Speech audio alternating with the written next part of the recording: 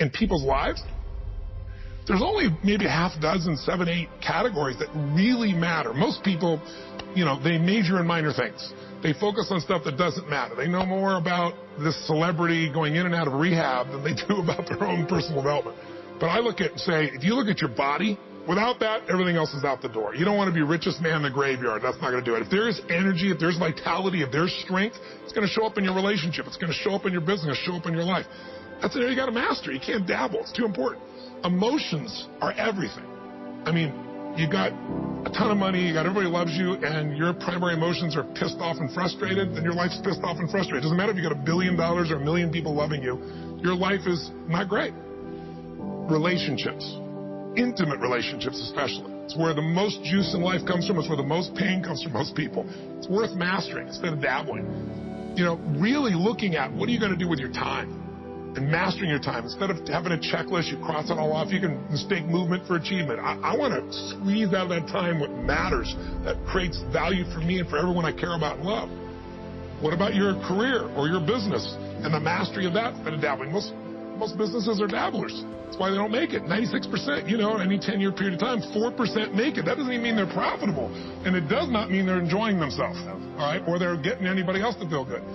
Really mastering money so that it's not a question in your life. You can do and be and give and share as much as you want. You're not stressed about it. You live in a place of abundance. And then spiritually, really, I think, I don't tell people what to believe spiritually, but I believe that ultimately, whatever you believe, you got to live it.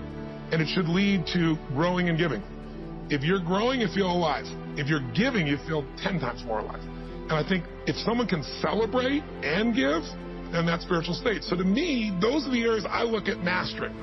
Business for sure, but it's the areas of life that matter most. And most of where we spend our time doesn't make people feel fulfilled. That's why the average person is not fit and healthy. The average person is not in a relationship where they have tremendous passion. I'm not a dummy. I'm not a positive thinker. I know the truth.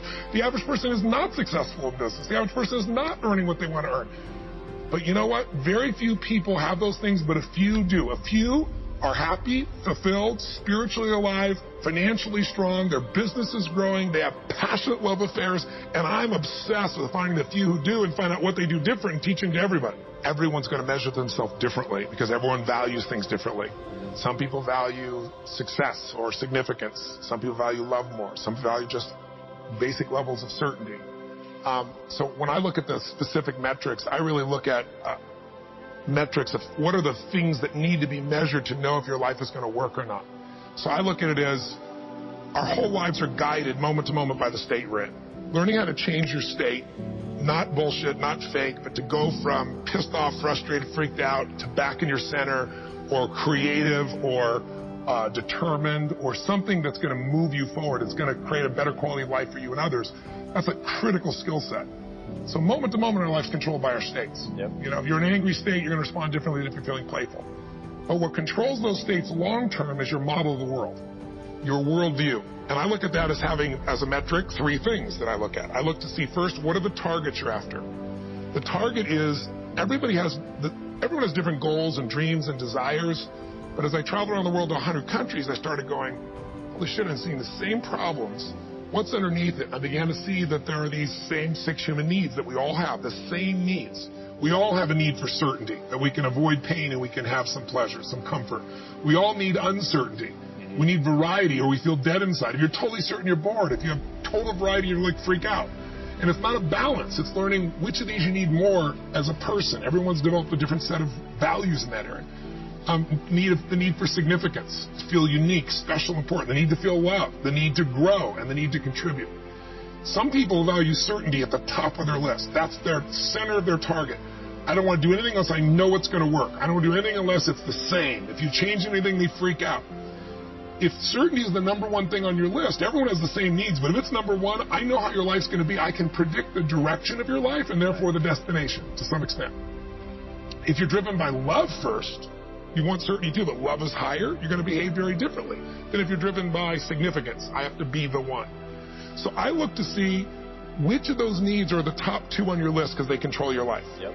The 2 that most people have, 90% of the planet, if you said, of all these needs, which one do you really focus on most day to day? Everybody wants love. What do you focus on? Most people focus on being significant. We live in a Facebook world where people fake their life, put new filters, make it look different than it really is, tell stories that, are totally full of it to make themselves look good. Because we live in this kind of false world where significance is more important than love. And it separates us.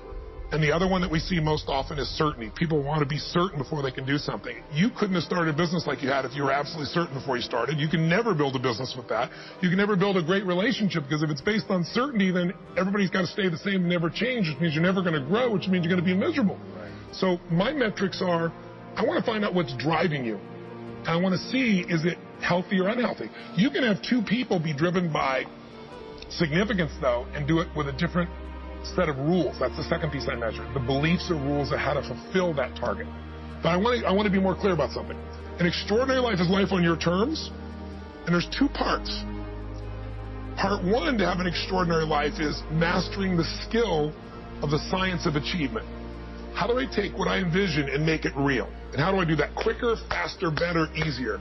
The ability to manifest what you come up with and make it real, like you've done with your company, yes, that's a skill set. I spend an unbelievable amount of time helping people do it faster, quicker, better, showing them the shortcuts, teaching them the strategies, modeling what works so you can save yourself a decade. But I would submit to you that having done this for 38 years with, 50 million people at this stage, I can tell you that the science of achievement, there are a lot of people that are damn good at that, and they still don't have an extraordinary life. They have an extraordinary life. You see it as extraordinary, but I get the phone call from the multi-billionaire who tells me he wants to do this thing on his business, but what he really find out is he's miserable as hell, and he's hoping somehow I'm going to rub off on him on that side too. Right. And so I give him what he asked for, the change in his business, but I also give him what he needs, which is the change inside of him. So the second skill is the art of fulfillment. If you want an extraordinary life, you can't just achieve, you got to be fulfilled. As simplistic as that sounds, but it's an art. It's not a science. Sure. It's a science to making money. Come on. Any age, any color, any background, any gender, if you do these things, you'll have an abundance of money. You do these things, you're going to have too much month at the end of the money. You're going to have financial stress, right? Body. Everyone's biochemically different, but you and I both know there's fundamental rules, laws. There's a science to the body. You violate that science, you're going to have disease. You're going to have low energy. You align with that, you're going to have an abundance of energy. It's going to affect everything in your life. It's a science. Fulfillment's not like that. Fulfillment is as different as our human beings. You want to know what God or the universe likes? Look at the jungle, look at the forest. Right. It's diverse, right? So most people think, well, I want to get that, because they've been modeling somebody else, and that might work on how to achieve something. It'll never work for what to fulfill you. How many people you know, like you, got what you thought you wanted, and you weren't fulfilled? Right. And that, I always tell people, success without fulfillment is the ultimate failure. The ultimate failure. Because if you go at something and you fail and you're an achiever, you don't fail. You go, I learned something, I'll just try something else. Right. I'm going to still get there. But when you succeed and you're not happy. So a perfect example of this, I mentioned in the seminar you were there because it hit me about a year and a month ago, we lost what I consider a national treasure, Robin Williams.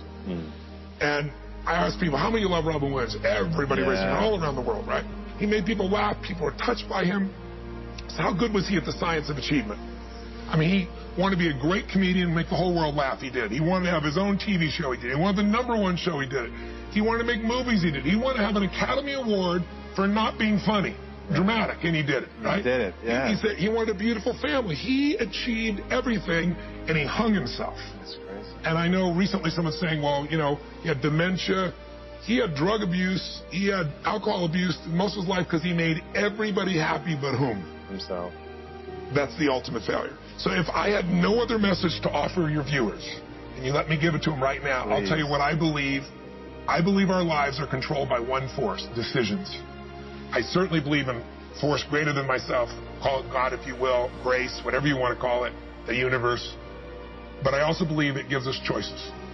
And the decisions we make control us much more than the conditions we meet. It's not the conditions, it's your decisions. Decisions of what to believe, decisions what to do, decisions what to give. I say to people, think about, look back 10 years ago, 5 years ago, 15 years ago, and think of a decision you made. That if you would have made a different decision, you'd have a totally different life today. Better or worse, I don't know, but totally different. The most important decision you can make above any on the face of the earth is deciding that no matter what happens in your life, no matter what happens, you're going to live in a beautiful state.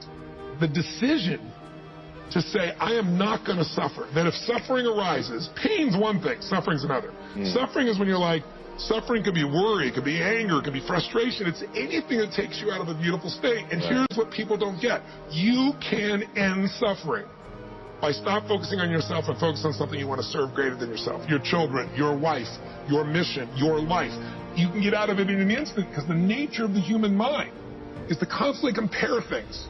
Your mind, your brain is a 2 million year old device, and it is not designed to make you happy. It's designed to make you survive. Right. And that's why it's always looking for what's wrong. But it used to be what's wrong, a saber-toothed tiger, so I can protect myself. Now people are worried about what people think about them, or do they have enough money when 2/3 of the planet lives on $2 a day, and you're making $38,000, you're rich. The poorest of the poor in our country are considered rich. I'm not saying they should stay that way. Right. But you can only build on success. My goal would have you consider something. Life is short. We don't know how short it's going to be. But if you only had a week to live, I bet you wouldn't allow yourself to suffer over a little crap that makes you crazy normally. I think you would probably spend time with those you love. You would do what you love. You'd take awe in a sunset. You'd smell the air. You would take in everything in those final moments that you possibly do. So my thing is, why wait? Right. Why wait? Why not just decide that if I start to suffer, I know the solution, because suffering is me obsessing about me. You might say, it's not me, I'm worried about my kids because they're not doing well. No, you're worried that you haven't done enough for your kids. It's about you still, right? Yes. You know, you're worried about what was done or what you should have done or what shouldn't have done. And you can end that in an instant by becoming aware of it and saying, I have made the most important decision of all. Right. I'm going to live in a beautiful state. Because here's what's going to happen. Anybody watching, you may lose a family member, you probably will. Somebody may get cancer. Your business the government might change the rules. They might change things radically that you can't even do anything about it. You might go bankrupt. You might get divorced. Let's say anybody will, but no one knows what's going to really happen in your life. Life's full of uncertainty, but here's what you can know. You can decide no matter what happens, you could have a great time. If somebody like Viktor Frankl can be locked up in Auschwitz and come out of that and experience finding joy in the middle of Auschwitz, then human beings have a capacity they've undersold themselves on. We think that the outside world determines how we feel.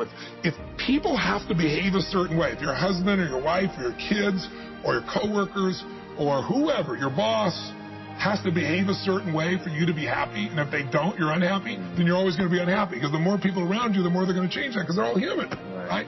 My invitation is, as great as it is to achieve, more important to enjoy. Right. And if you can enjoy every moment in that state, when you're feeling loving and playful and passionate and curious and awe, you treat other people 100 times better than when you're feeling frustrated, pissed off, overwhelmed, worried, stressed, or feeling sorry for yourself. Right. You're going to be a better parent, you're going to be a better lover, you're going to be a better business person, you're going to have a better life. So my soliloquy is, decide. Decide today. And actually say, what if I cut it off? What if I said, I'm not willing to settle and I'm just going to live in a beautiful state? Doesn't mean you won't feel bad. It doesn't mean you won't stay there. You instantly change. But what the hell is success? It's hitting an expectation. And I always tell people, man, trade your expectations for appreciation, and it's a whole new world instantly. If you can appreciate this moment, if you can't find ecstasy in this moment, in a conversation with a friend and looking in your wife's eyes, being with your children, going on a run, if you can't find ecstasy now, I'm here to tell you, more money, more people, more love, more business, more anything is not going to give you more ecstasy. If you can't do it here now, you're not going to do it there when you got more. So why not do it now and have a rich life right now? I tell people, money, that's one thing. Like having financial abundance, there's skills. That's a science. But wealth, it's a decision. It's like you can be wealthy right now. I live in Fiji a good portion of the time. There are these villagers there. They're the richest people I know. They're happy, they laugh, they love, they don't give a damn about the economics. Other people say they're poor. When I first went there, I was trying to do things for them. They're like, what are you talking about? I'm so happy. Wealthy people come over from the United States and they go travel around and try to figure out what to do, and they're going to spend 9 years to do this and this and this so they can finally sit down and be happy. And the Fijian guy goes, why don't you sit on the beach right now, dude, and experience it? Why spend the 9 years? Why not have it now? That's my invitation.